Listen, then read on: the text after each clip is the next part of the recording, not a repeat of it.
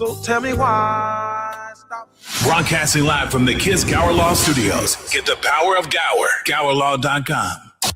Kiss 107.1 is WTLC Saginaw with Steve Harvey in the morning. Mornings can't get no better. It's the Steve Harvey Morning Show. And simply the best R&B all day. Y'all be jamming. Listen live on your smartphone, in your car, at work, or live at KissWTLZ.com.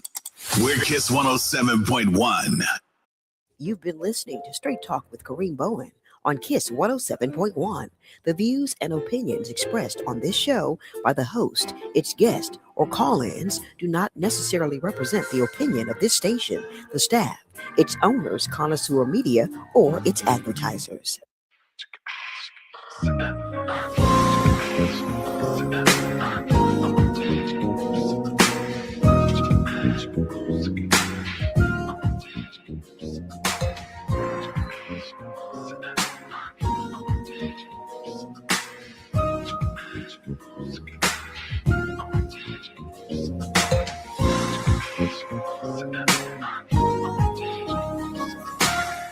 Good evening, ladies and gentlemen. Welcome to another edition of Straight Talk with Kareem Bowen.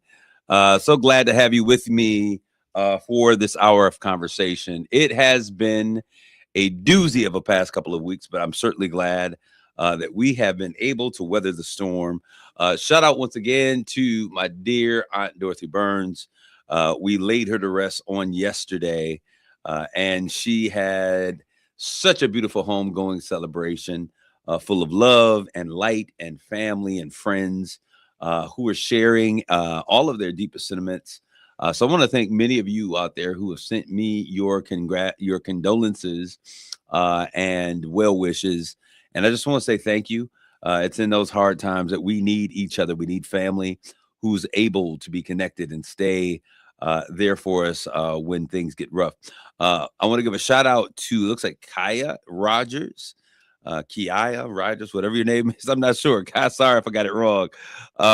Let's go. Very active with the best radio station, Kiss 107.1 FM. Thank you so very much. I am in the studio today, and I just want to give I want everyone to know today we're going to have a conversation. Our community is very interesting. There's two things that I really want to talk about, and what's on my mind is coming up next. But I do want to have a conversation and just kind of talk about building community alliances, collaboration, building community confidence, how we do that, and how we are successful. It's interesting because what's interesting about Black folk is that we have to like one another in order to work together. And if we don't, we can't get it done. When other folks and in other communities, they don't have to like each other. If it's about that business, if it's about getting that money, if it's about making something happen, they don't have to like each other to make great things happen. And so we need to kind of narrow some things out, work on some things. Let's put our feelings and emotions aside in order to make great things happen in the community. All right, so that is one thing. But then also, I'm going to bring in into the video stream Miss Amaya Bradley. She's been out there. She always comes in with a little bit of inspiration and light. We're going to get to her in just a minute, but I want to just talk a little bit about what's on my mind is this whole Ojibwe Island thing. That is one thing that has been consistently on my mind. I haven't had time to really lean into it the way that I wanted to because so many things are going on. But shout out to my producer, Matthew, aka White Soul. What's good, Matt? Hey, what up, Doe? How are you doing today? Man, I am good. What up, Doe? I'm good. Just ready, man. I am ready to really, there's a lot that's getting ready, that's on the surface, that's getting ready to happen. And I am just ready to make some great things happen in this place. So, and we're going to talk about, girl, you make things happen, right? But I want to talk about, and you all let me know, I know my brother Jeff is not out there yet. This whole conversation with Ojibwe Island has taken on a light of its own. To be honest, I have not been able to keep up with all of the changes and the things that have happened as it relates to Ojibwe Island.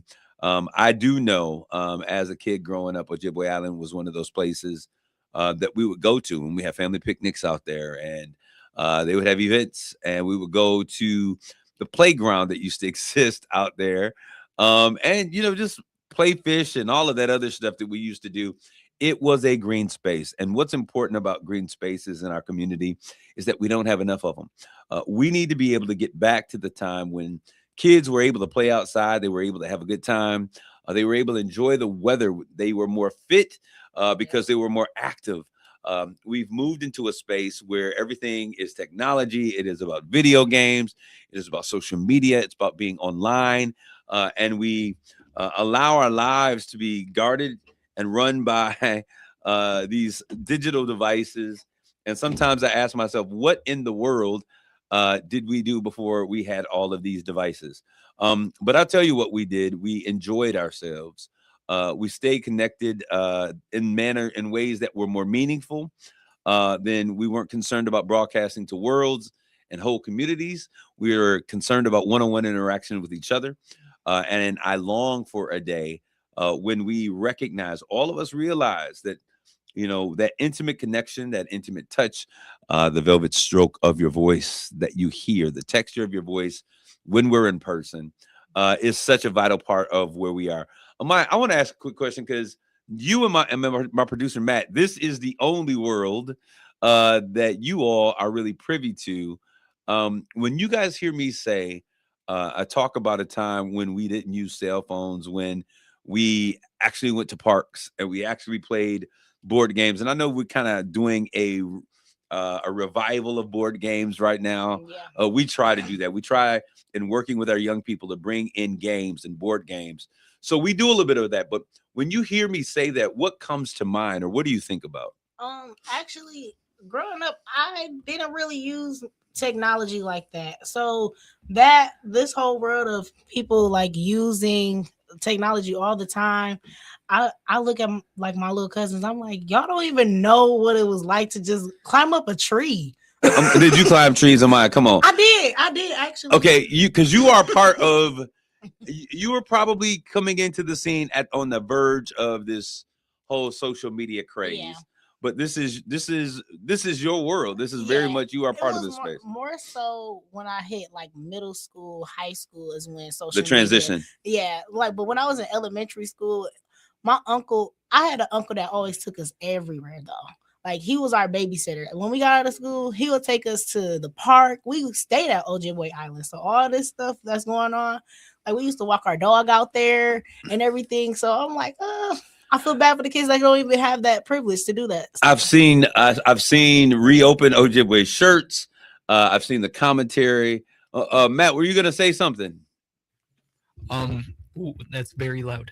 So I guess in the sense that I wasn't able to like freely use technology until about high school. So like I didn't have a phone until about 8th grade. I we had to go outside and play. Me and my friends, we rode our bikes around everywhere, and didn't exactly tell our parents exactly where we were going truthfully every time, but that type of thing. We rode the streets and went out and had fun. And yes.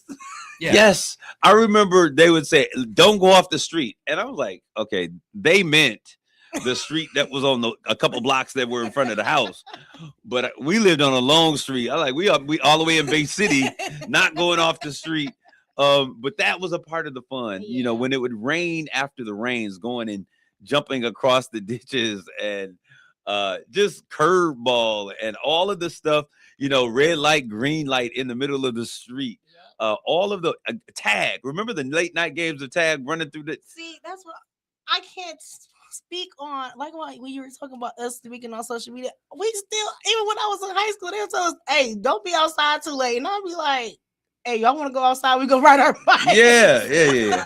Like, we respected the street lights. Everybody understands the street light code. When the street light it's time to go in the house. Yeah. All right, but just this generation not understanding the importance of green spaces. Historically, Black communities have not had the privilege of of green spaces.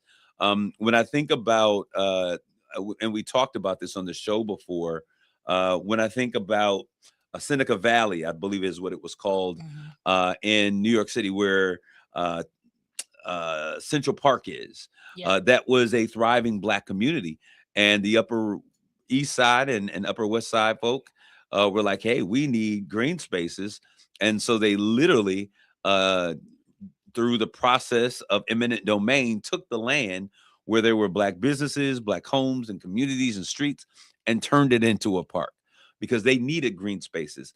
What's interesting is that many folk who are affluent understand the value of green spaces. And so if they understand that value, it seems that those spaces are either not well cared for in communities of color, or they just do not receive the funding. I remember growing up and going to play basketball, and you knew which parks you could go to. That if you went there, you're gonna play ball. And we played on the asphalt. So, we playing basketball, and we would drive around the city looking for a good pickup game because that's just how we had it. We were ballers, right? And so we would go out there and we would ball. Like with adults, we would be balling. But some parks, we knew that when we would go there, we would have to bring our own nets because there would never be a net on there. Now, that may be for a number of reasons, which we're not going to get into. But the fact of the matter is, when we go to certain courts, we knew to go have good nets. We know that the court was going to be painted or stained so they wouldn't be slippery. All of those things were so prevalent. So when we look at Ojibwe Island is iconic for, especially on Sundays, Sunday evenings. It is a place where people would go and you would hang out. You could go out there and see the entire city, especially younger folk on Ojibwe on Sunday evenings.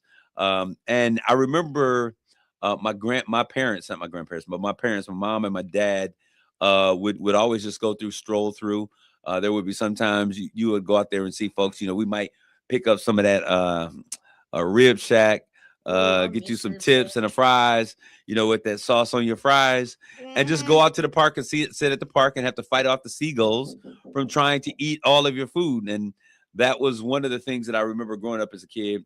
So now supposedly there is, and it appears to be a standstill. My understanding, and from what I've been told and what I've seen in print, is that there has been a number of renovations to the stage and to different areas that were not safe, different areas that were dilapidated, tearing down, reworking playgrounds, that kind of thing.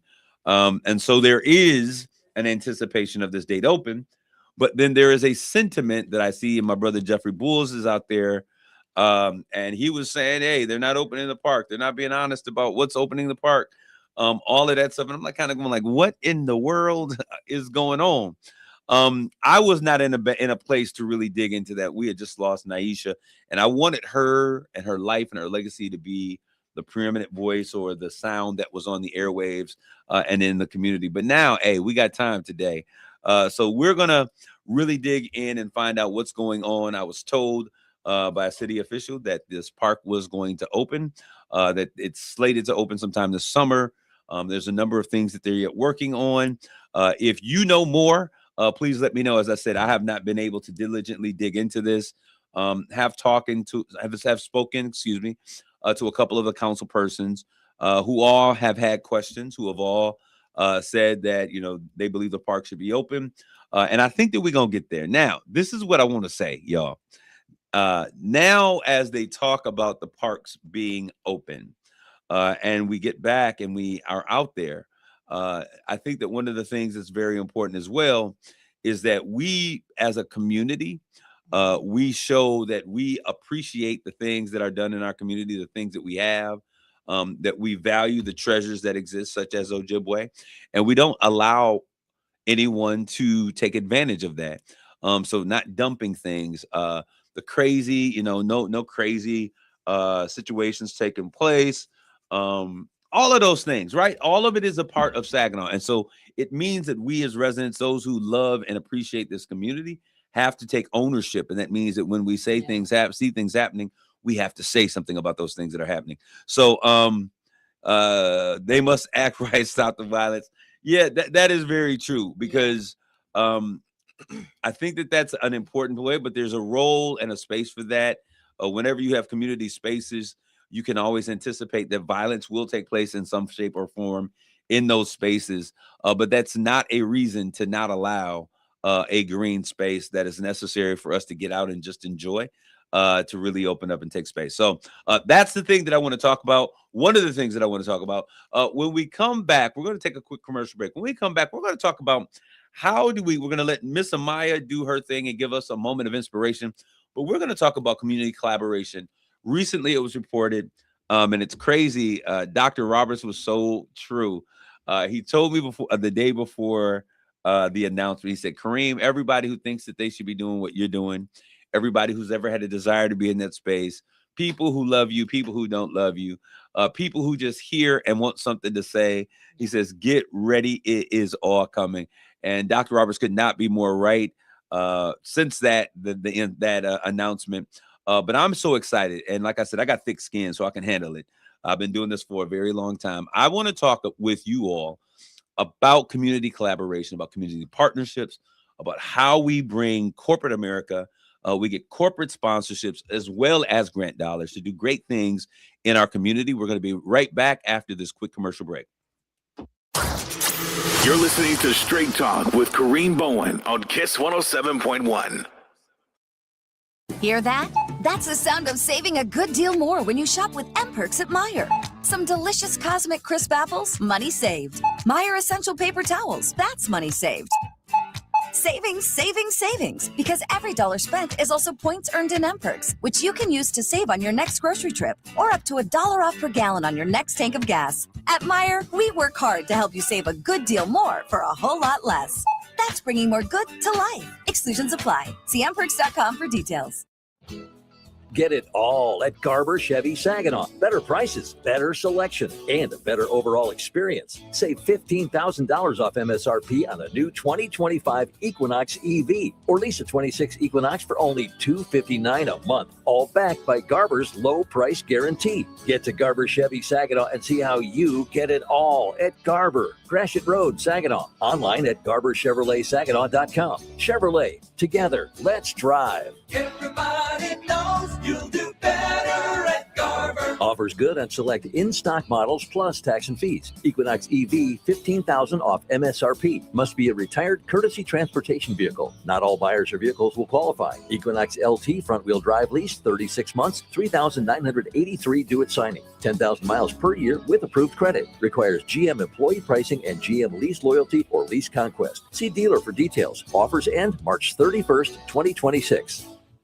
RocketGrabPlus.com. Rocket Grab Plus has you covered with great deals to local area businesses. Get half off to experiences, food, services, and more. Half off local hot spots like Small Town Scoops, Clayton Cleaners, Drift, Yogurt Yeti, K-Wall's Kitchen, Saginaw Jelly Ball, The Healing Room, and so much more. Keep checking RocketGrabPlus.com for new deals every week. Quantities are limited and they do sell out, so get yours before it's too late. RocketGrabPlus.com. Imagine standing beneath a sky painted with glaciers, waterfalls, and midnight sun. I'd like to offer you that opportunity. Connoisseur Media, in cooperation with Colette Vacations, invites you to visit Iceland from June 2nd to June 11th, 2027. This exciting journey finds you flying to Reykjavik to begin this adventure. Soak in the Blue Lagoon, marvel at the Golden Circle and Gullfoss Falls.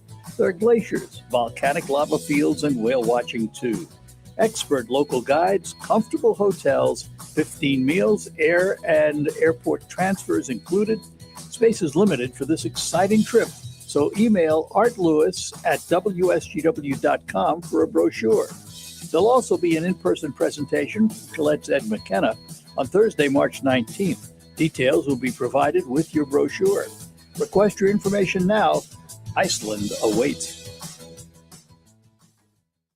So my friends over at Pure Talk have been sending me customer feedback from consumeraffairs.com, where thousands of people rate and review the top wireless providers. Here, for instance, is a nice note from James in Raleigh, North Carolina, who writes, quote, after hearing Mike Rowe's ad, we made the switch to Pure Talk, and we couldn't be happier. We went from spending $1,200 a year with T-Mobile to $420 with Pure Talk. Thanks, Mike. Switch today! Exclamation point.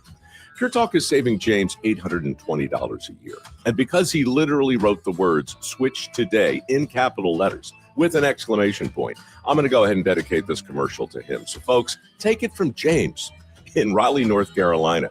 Pure Talk can give you unlimited talk, text, and plenty of data for just $25 a month on the same 5G service the big guys are overcharging you for. Just dial pound 250, say Mike Rowe. You'll also save 50% off your first month. That's pound 250 to save an additional 50%. Thanks, James. As a social influencer, my days can be busy. 4 a.m., I hit the gym. 4:32, protein smoothie. 5:08, save time and money bundling my home and auto insurance with Progressive. Wait, if I bundle and save time, what would I do then? Just sit here and reflect? Like, why am I qualified to influence anyone? And how those weights are hollow? And half of my followers are bots. You could save time and money bundling your home and auto when you switch to Progressive. It's one less thing to worry about during your already busy day. Progressive Casualty Insurance Company, affiliates, and other insurers. Not available in all states or situations. Spring fashion has arrived at Macy's stores, and Macy's VIP sale is the best time to save on all of it. Come in and find our best brands like Good American, Tommy Hilfiger, and Calvin Klein, all for 25% off. Plus, beauty and fragrance from Burberry, Prada, and more is now 15% off. Or Star Rewards members can earn Star money even faster on everything else. Only at Macy's VIP sale today. Savings off regular and already reduced prices. Exclusions apply. It's Straight Talk with Kareem Bowen on KISS 107.1. What's up, Saginaw? This is Kareem. We're back with more talk. Before the commercial break, one of our callers or one of our social media viewers posted that back in the day we had Church's Chicken, Mama Lily's Soul Food, Just a Lot, Trinity, and they were just talking about these places that they had. But when I think about it, we have a number of restaurants right now that are out there doing their thing, that are Black owned. How you feel about it may be a different thing, but I mean, we had those bomb places, but we still, Sarah's is really the bomb. Sarah's is knocking it out the park. I can't remember the lady's name. I always sit here and I talk to our caller, Miss Sarah, and I know that's not her name. But I have had the most consistent experience with that restaurant that I've had of any locally owned franchise or locally owned restaurant outside of franchises since it's open. So solid food, consistent. I still say they got the best pork chop that I've ever had from a restaurant. But everything is consistent. Solid peach cobbler, solid chocolate pie, solid German chocolate cake, solid banana pudding. You are just a sweet person. Yeah, I am. If you know me, okay, I have been since really 2005, January of 2005. I've been on a weight loss journey, and I've been really just trying to focus. And so from January through February 28th, almost 2 months. Well, it was 2 months. February 20th. I didn't have any sugar. I didn't need any sugar, any flour, any bread, any meat, nothing for that entire time. Our church then started a consecration, so it allowed everyone around me to be on that same rhythm. And so I lost a number of pounds during that period of time. That I just picked up, and I said, I'm going to do workout every single day, Monday through Friday, at least 5 days a week, but trying to really hit 6. Doing that every single, Monday, Tuesday, Wednesday, Thursday, Friday, Saturday. And it was a regimen, and I began to see gains. And so I thank God. In my mind, to me, I still look the same way I did before. So my eyes and my mind has to catch up, because you feel different. And you may know this from your own personal journey. Yeah. People look at me, people like, oh my God. I've had people walk past me like, I didn't recognize who you were. And for me, it's not just been recently, but it's been a year and 3 months now of abstaining and going to the gym and working out. I see a lot of you all out there. Thank you for the encouragement, saying, hey, let's make it happen. Keep going. But who I am in my mind is not the same person that people see. Yeah. Do you understand what I'm saying? I understand fully. Like after my weight loss journey, since I had my surgery April of last year, so it's gonna be a year next month, and I still I see it. I don't. Yeah, when I look in the mirror, you can see. I see that I look different. Yeah, I can see the difference, but it's some things that I know. Like, okay, I need to work harder on it. Yeah, right now. Oh my God! Don't give me any more sweets. I have my pain is it was my parents' fault. And I promise you, it was a scheme that Todd set up. But I grew up, and my parents, as a single kid, my mother was amazing. But I was always allowed to have my dessert first. I grew up having dessert first. So if I'm gonna have dessert. I'd rather eat the dessert and get it all in than to eat my meal and not have an appetite or space for a dessert. So that has always been my thing. And so now that I'm working out and I'm going every day, it's like I still eat dessert first. So I have to go through periods of time where I literally just cut sugar out of my plan. And my desire, or what I would really ultimately want to do, is to completely excise sugar from my meal plan, because it is poison. It's toxic. Yeah. But it tastes so good. It And tastes so good. anyway, so Sarah's, when I go to Sarah's, that's what we were talking about. I didn't got sidetracked. But when I go to Sarah's, she has desserts that are so good that I can appreciate. And I'm sure there are other places out there, but I'm the kind of person, like, if I go to a place and it's solid, I ain't gotta go nowhere else. No, I'm Like, if it ain't broke, don't fix it. and also, so Right Spot, my cousin, Noah, Tasha, God bless you all. Still praying for your fam. So I can go there. So, they got chocolate chip cookies is the devil, but that's my thing. So they have good chocolate chip cookies. I could get a fried bologna sandwich. And I did not want to talk about food this whole thing, but I'm just telling y'all, fat boy on the inside, these are the things that go through my mind. You can transform your body. It says free your mind and the rest will follow. But I also have to now begin to think differently, even how I choose things. And right now I'm trying to stop. And I need my friends and family. Don't be like, boy, you crazy. You eat diverse. But to stop me and hold me accountable so that I can continue sit-ups and push-ups is where I'm at right now. Tomorrow is my first day. I'm really focusing on sit-ups and push-ups, that natural core burning, strengthening thing in here. But anyways, Miss Amaya is here because I'm going to talk about what we're going to talk about today. But Miss Amaya is here. She is here to give light and inspiration. She is the CEO of her own business, and she sells motivation and provides inspiration on the daily. I am so excited because Jeff, you're out there. I was having this conversation because I needed people to share with me what was the update on Ojibwe Island. We were talking about the importance and the need for green spaces in communities of color for health. We have the worst health records and history, high blood pressure, so hypertension is a problem, diabetes, and all these other things. So green spaces are necessary for our health. Give me an update if you can. But Miss Amaya comes, and I'm so glad that she is now a part of Help CVI.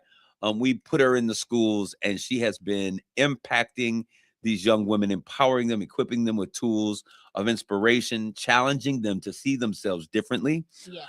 And I have been able to see the transformation that many of the young women, because of your impact, we had been just doing boys.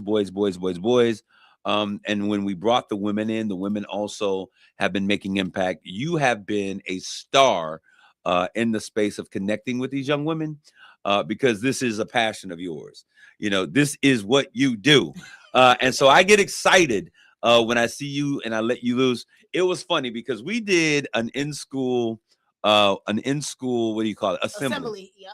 Mm-hmm. We did an in-school assembly at Thompson. And I think our entire staff, everybody came out for this, right? Yeah, it was big. It was pretty big. It was nice. It was pretty big. It was nice. I think that was the first assembly that I ever been to that was just like that epic.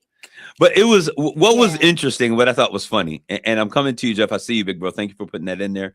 What was interesting was that I don't think I've been working in spaces with you since 2000. So this is 26 years. Yeah. And I've literally traveled from Los Angeles to DC.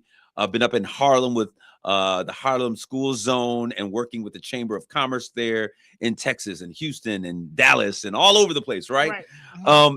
I don't think that this was the first time that people had seen both you and I in that space. Yep. And I think what was so funny was that they were sitting there, they was like, whoa, because I feed off of that energy. Like, I'm on the radio, I'm a pastor, I'm all of those things, and I'm engaging. When I'm engaging and I'm teaching and training, that's a different thing. But when it's time to get hype in the assembly, like we just went crazy. Yeah. We went crazy. It was amazing.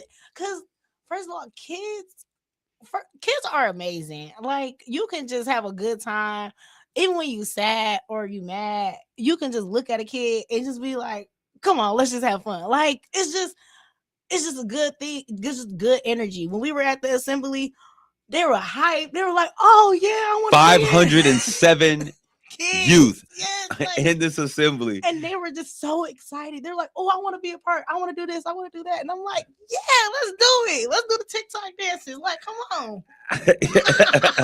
but they enjoyed it, and being able to be effective and relevant was very, very important. I'm going to turn it over to you. What do you have for us in terms of inspiration on today? We want you to motivate our audience, those who may be going through, maybe stuck in a rut life check and don't know how to get out.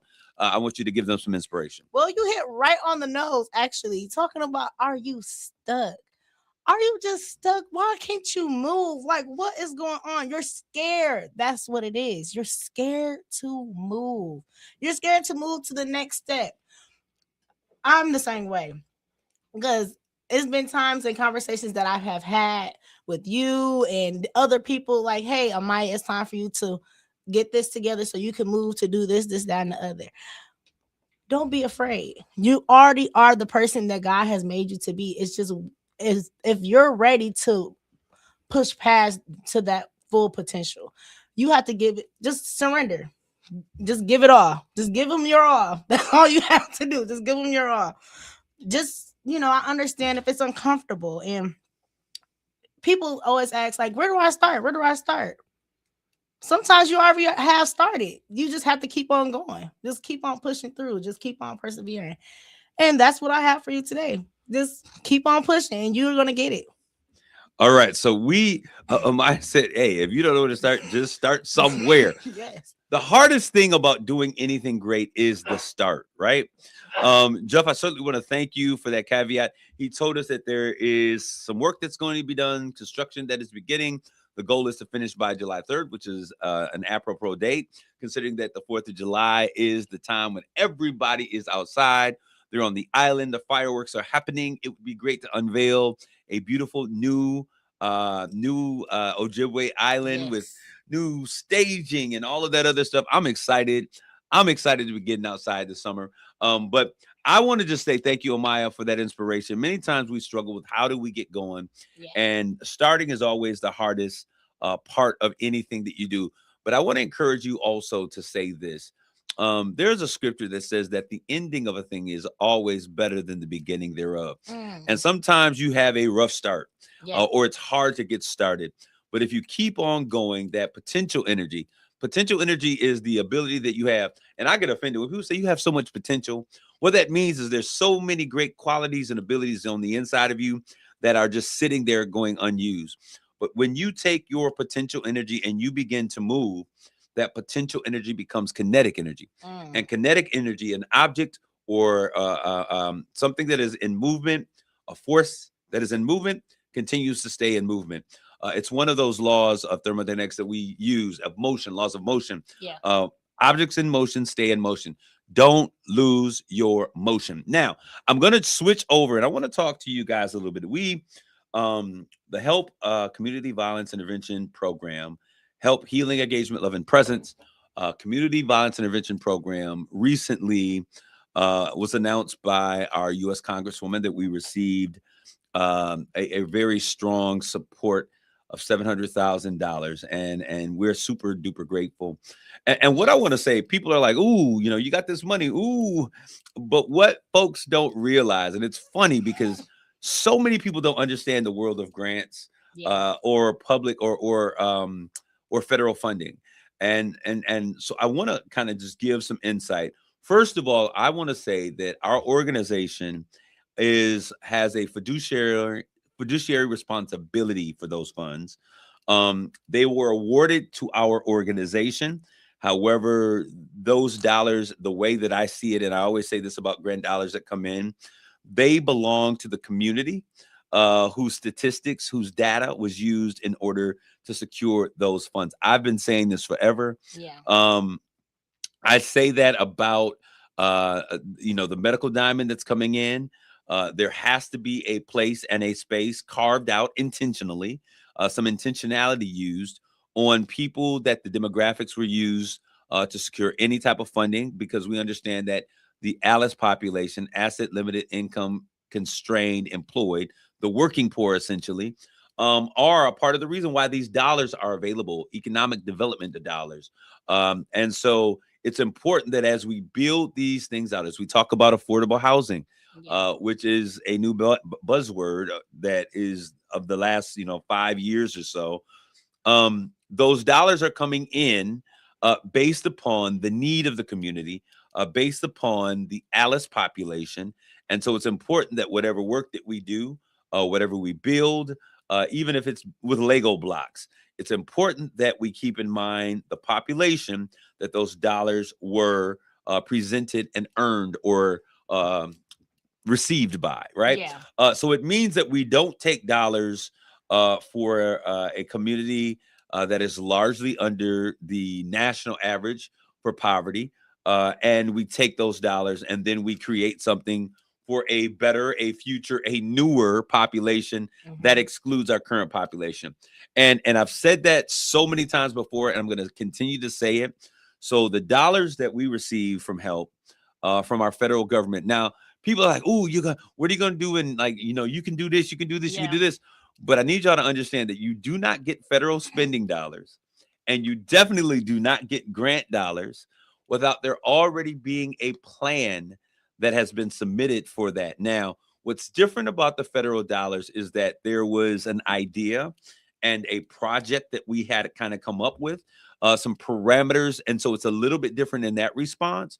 But the dollars in terms of how they'll be spent are kind of accounted for. What is in that is accounted for. But where we are looking to turn is we're looking to turn to our community to say, hey, this is what we think. This is what we presented. This is what it has been made available for us. How do you think we need to implement these strategies? What do you think we need to be aware of, and how can we best serve the needs of our community? And I think that that's the most important thing. So as we begin to really solidify, and I'm going to tell you this funding was actually filed like in May of 2023. So this is almost April of 2026. So we're talking work that was done when we first started this organization. And I was looking at where we were hoping to be and targets that I believe that we could meet. And we've been able to successfully do those things. So this funding has been in play for a very long time. Our friend,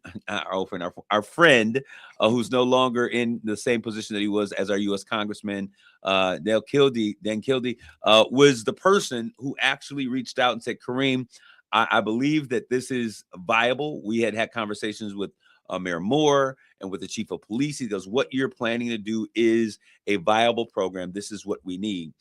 So I put in, we wrote that thing up. Dear friend, Andrea Foster out there, who's no longer working. When Kildee left, she also left that space. And then what happened is when McDonald Rivet came in, she said, Kareem, I recognize that your group had some funding that was there. And so I would like to pick it up, be a champion to that, and get that across the line. And so that is what took place. And so when people ask me like, hey, I sometimes had to let me go back and remember what we were doing and what specifically was in there, because some things that we were doing over the course of that 3 years, we have been blessed to be able to implement. We have also had great partners out there with Burn Skip and the Michigan Coalition of Law Enforcement. And they have been able to help us to really do some things, to make some of the things and desires that we wanted to come to pass. And so we are going to make sure that the community is aware of what's happening. I want to take a quick break. I hope that at the end, Jimmy says, I hope that at the end, it won't be about the money, only the results. Yes. And Jimmy, for us, that's what it's always been. When we started this journey, there was no money. The money that we were using was the money out of our pockets. And people don't realize that in many of the grant dollars that we were using, we had to pay those dollars and be reimbursed for the work that was being done. And the great thing is that we have amazing fiduciaries. And what that means is I understand that in our community, and so some of the conversation comes from, oh, there's always a scandal when dollars. But what we've done is we have fiduciaries that are responsible for making sure that what we say this money is going to be used for, that's what that money is being used for. they have oversight and make sure that we're doing exactly what we're supposed to with the dollars.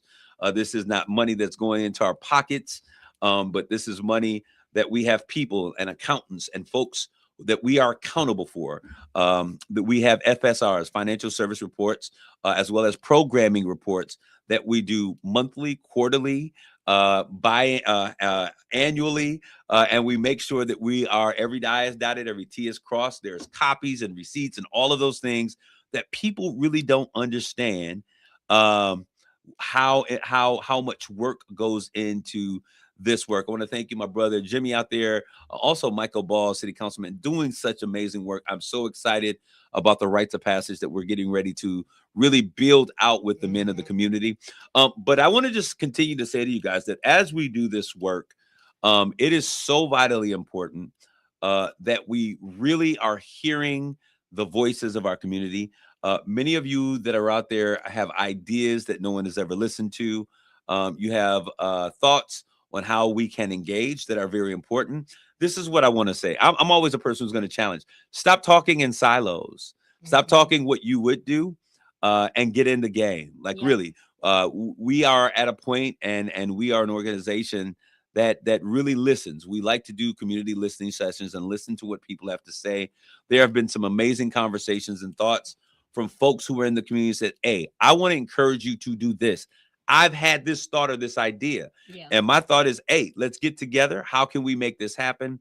And let's do it for our community. We're going to take a quick commercial break. And when we come back from that break, I want to really just kind of talk about how we can work with not only our federal government, our state government, local entities, but how do we bring in partnerships with corporate entities? That's one of the things that people have always said. Pastor Kareem, how do you get corporations to connect and to buy into the work that you're doing in our community? Sticks, they don't go away. We'll be back with more Straight Talk. You're listening to Straight Talk with Kareem Bowen on KISS 107.1. Turn your tax refund into a new kitchen with Menards. Make this the year you check that project off the list. Renovate your space with new cabinets from Cardell. They're ready to install and come in a variety of styles and finishes with free shipping to your home. Visit our kitchen showrooms in store or go to menards.com for free estimates today. Plus, check out our weekly flyer for all of our hot deals going on now. Save big money at Menards. Savings! Get your savings here! Hot, fresh savings at Showcase Mitsubishi. Trade and upgrade to a new Mitsubishi and get massive savings during the spring trading sales event going on now at Showcase Mitsubishi Bay City. Right now, get up to $7,500 off MSRP on all new 2025 Outlander third row all-wheel drive SUVs with no payments for 90 days or 0% for 72 months. With the Showcase Mitsubishi 10-year 100,000-mile warranty. Still making payments on your current vehicle and want out early? Showcase Mitsubishi will push hard to help you escape from your trade so you can upgrade to a new Mitsubishi for less. And our motivated finance team will work hard to get you approved today at showcasemitsubishi.com with no effect on your credit score.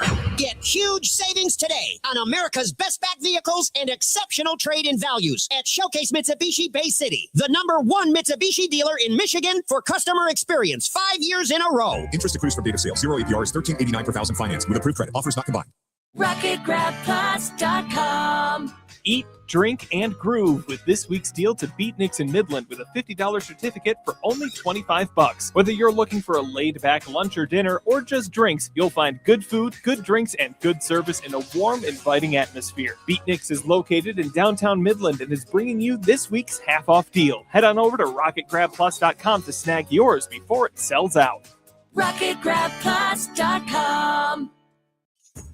Get ready for a fun-filled day at Our Kids World. Join us Saturday, April 4th from 11 a.m. to 2 p.m. at Fashion Square Mall for an exciting family event packed with activities for kids of all ages. This year's event is sponsored by Francis Ray Academy and powered by Stormmaster Exteriors. And the best part, admission is completely free. Kids can take part in an Easter egg hunt presented by United Financial Credit Union. Snap photos with the Easter Bunny thanks to Audio Central Alarm on the Crane's L&M Appliance stage, and jump into the fun with bounce houses from Bouncing Bellas. Be sure to stop by the Saginaw Community Foundation nonprofit area to learn about amazing local organizations making a difference in our community. Plus, so many booths throughout the event with fun activities, prizes to win, and plenty for the whole family to discover. And don't forget, the first 100 kids receive a special Easter treat, so arrive early.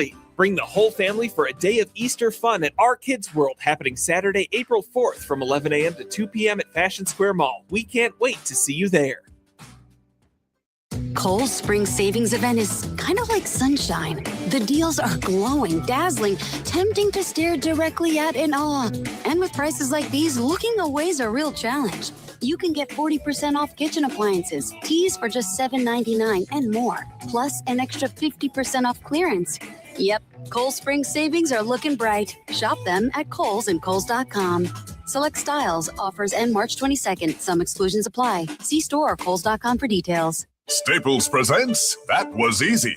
I wanted a new color printer to add pizzazz to my prints. Ooh, pizzazz can be pricey. Well, now at Staples, you get up to 30% off select HP printers. 30% off HP? Yeah, I saved $120 on an HP Smart Tank 6001 with up to 3 years of ink included. Why, that could be the last printer you'll ever need. Could be.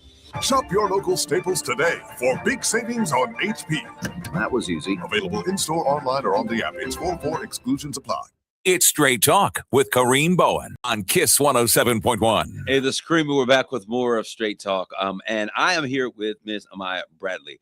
I told you we're going to have this conversation, and I'm just going to throw this out here, and I'm going to share this with you, and then we'll investigate this as we move forward. A part of what I did for my time when I was working with the NBA and NBA athletes was working with community and corporate partnerships. A part of that work meant that endorsement opportunities, public appearances, corporate sponsorships was a part of the work that I would do. And a part of that work meant understanding the value positioning that the individuals that you were working with had, what they brought to the table, what was something that we don't hear a lot about, but in radio and television, what was their Q factor in terms of how people received them. And we would really have to investigate and really study companies that we were interested in working with. And we would go and really scour information, press releases that the company had over the past 5 to 10 years. We were looking at where they invested money, the types of things that they engaged in. And when we found those companies that had synergies with the things that we wanted to do, and now it's so much easier because every company has a website. And when you go to that website, you can go and look at their corporate funding or their corporate values. I always say core values or principles that the company shares gives you an indication of what that company values. And then we would basically find the places that we operated with that were in alignment with the core values or the vision of that company, and we would engage. And I'm going to tell you this, I got to a place that what I realized is many of us call and we'll call a secretary like, hey, I would like to speak to someone about a sponsorship opportunity. And I'll be like, good luck with that. One of the things that a mentor told me is that you never really engage at an in-depth level with anyone who cannot give you a yes or a no. And so that meant being able to position yourself and connect or find yourself in places where these individuals were, which meant that you might have to do some work. You might have to study which restaurants they frequent, what's on their social media platforms, where are they showing up to speak. And then when you get into those places, we always call it working the room, and we have to have a group of business cards, and we want everyone in the room to have your business card because you want everybody. But that is not really, I don't believe in working the room. I believe in making connections that matter. And so you go into a place with an understanding of what success looks like for me. I know individuals, I know profiles, I know what they've done, I know impact that they've made in the spaces that they've made them. And so you have to have a place to engage and have meaningful conversation. And what I've learned is that people who are of high value, high net worth, high wealth, and or extreme influence are always willing to share the information that they have. So that is a very important thing to know. So you find out everything that you can. You impress them with your knowledge of what they are, what they've done, what they've accomplished. And then some people say, "Oh, you're setting them up. Oh, it's not real." No, it is real. You have to be honest in your communication. At the end of the day, partnerships are built off of relationship. And so it's important that you be an authentic person, that you are honest, that you're true. And as you're finding out about these people, these are people that you have find that have value for you, not just in this moment, but in the future. So as you propose, you take that information, you share that information, you commit to everything, or you complete everything that you commit to. If you say that you're going to follow up on Monday at 3 p.m., you follow up Monday at 3 p.m. You have to build a track record of being exceptional, being consistent, and being committed to your word. Now, I say that because those same skills, I brought those same skills with me. And so it means that whenever you say that you're going to do something, you have to be a man or woman of your word. Your word has to mean something. And when you begin to build a reputation that what you say you're going to do, you produce. When we started the Dow Treasure Academy, I went before Dow's board. I say, hey, this is what I can do. This is what this is how what I'm going to do is going to be different. This is what I can do for the company. This is the impact that it will make for those that are impacted.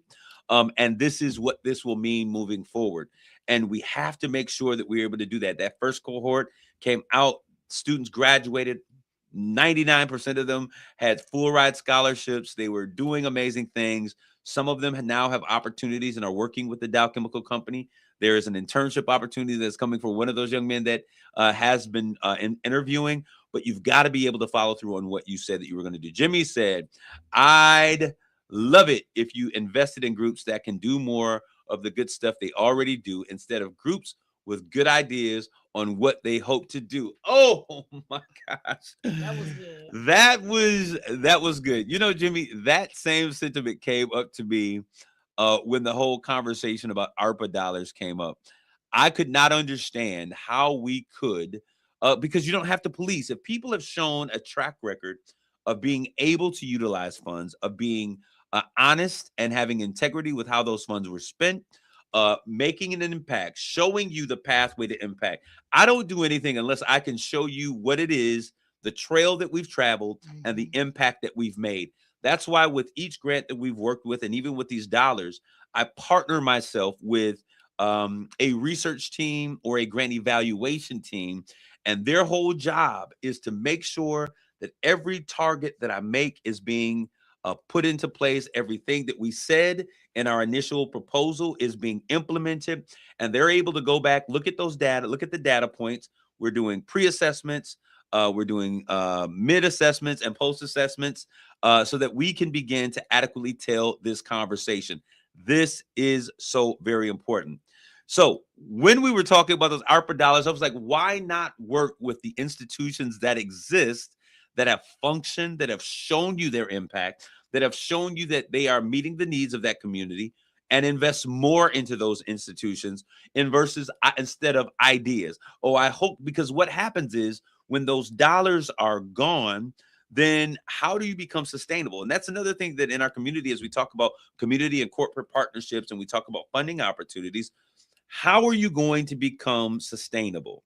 How do we move past this initial investment to really become sustainable? Now, if you are already in existence, as you were talking, Jimmy, then that means that you're something that we can build upon. That's something you have a reputation that we can bank upon. And people like things that are bankable.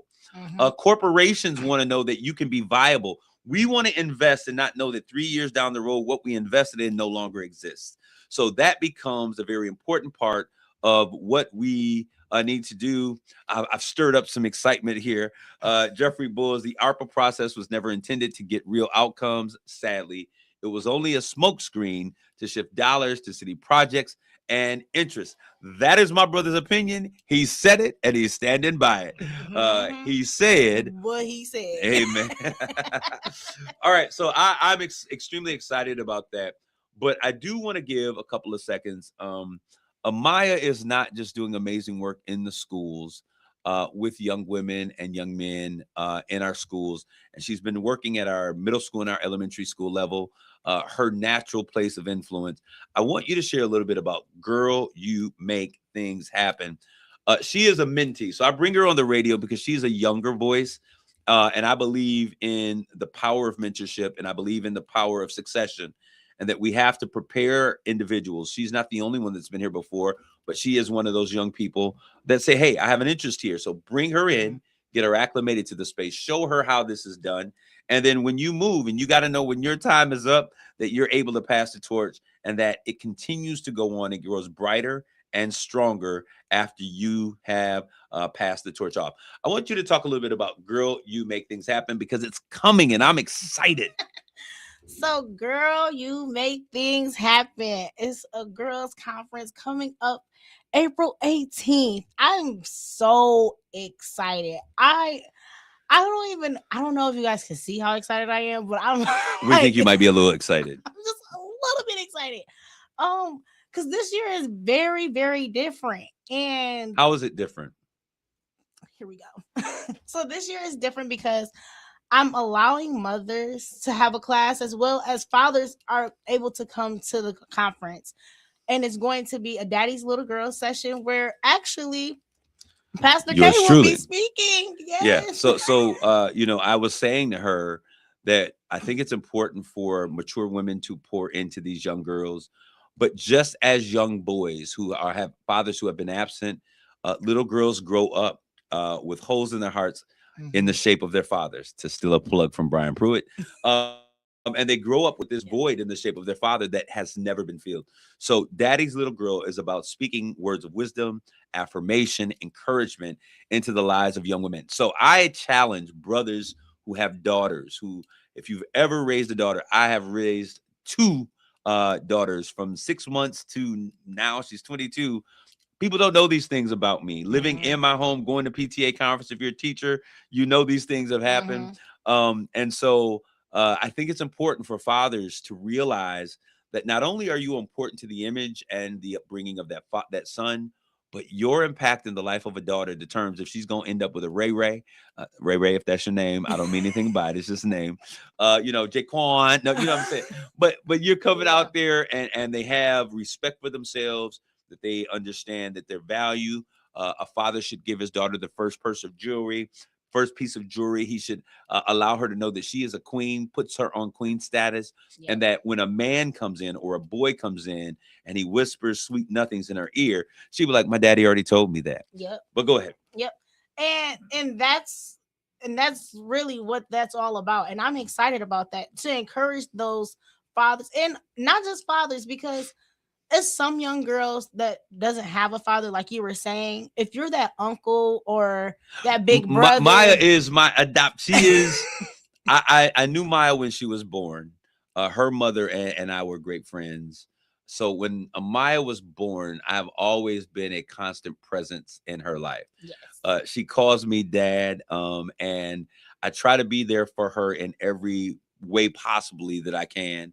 We have those conversations about the little knucklehead boys, but how she shows up, how she presents herself. Yeah. And it's an important part of the growing process. And I think it's super important. But why don't you tell us some of the other topics and other people, presenters that you're going to have available? We have Alethea Nichols-Taylor. She'll be speaking to those mothers, navigating the relationship with our daughters. We also have my mom, who'll be speaking to the 4th and 5th graders, because this year is not just for 7th through 12th graders. I opened it up to the younger group because I have been making an impact with those younger girls at Arthur Eddy and all the other schools that we have been impact at. I wanted to make sure that they had something as well. And I had parents reach out to me last year like, hey, I want my kid to come, but registration is already jumping. Yeah. And it is. It's like just coming in hot, and I'm like, yes. But my mom will be speaking to those young girls from 4th to 5th grade. Look at yourself in the mirror. And then we have Madison Duncan from Lansing, Michigan. She will be speaking to the middle school group. And then we also have Miss Sandra Ware from Detroit. She'll be speaking to the high school group as Power well. to Dream. Yep. So it's going to be a great conference. I'm excited. It's April 18th at the Horizons Conference Center from 10 a.m. to 1 p.m. and registration starts at 9. How do they register online? They can register at www.growinconfidence.org. You know, we don't do www. Date yourself. We do that. Growinconfidence.org.